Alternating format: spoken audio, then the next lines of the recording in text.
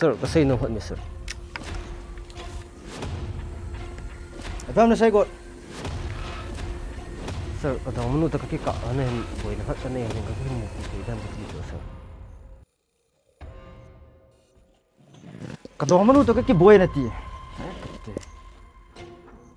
Amamo nga numay kiti hi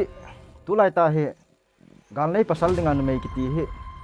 ai thei chana numay ako na ki dal se nga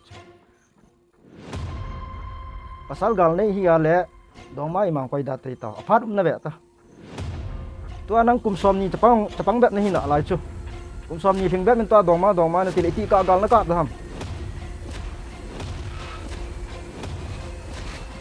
na sopi na sangam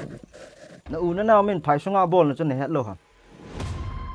itia nang nu mei khat ja itia galmuna kona na galmun na gal kap mun da tha nu mei khat ki mu pi ding na ti chu ole aki that aki man ho khu nen sung na so pya na gel ham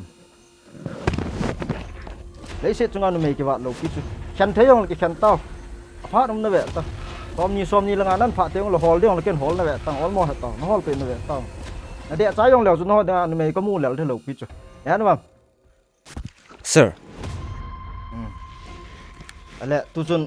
suti tiếng sẽ hit tao hi bang thu bơi lại anh hon suti này tiêu lẽ lẽ adom mà này dâu sẽ suti ác sol con gà lại cặp vô hả trong chun này kia luôn ngại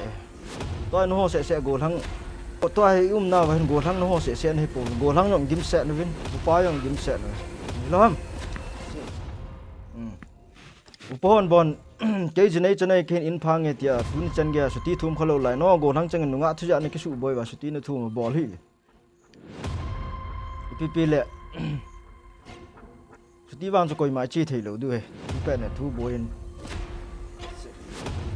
thu tâm sẽ hiện lắm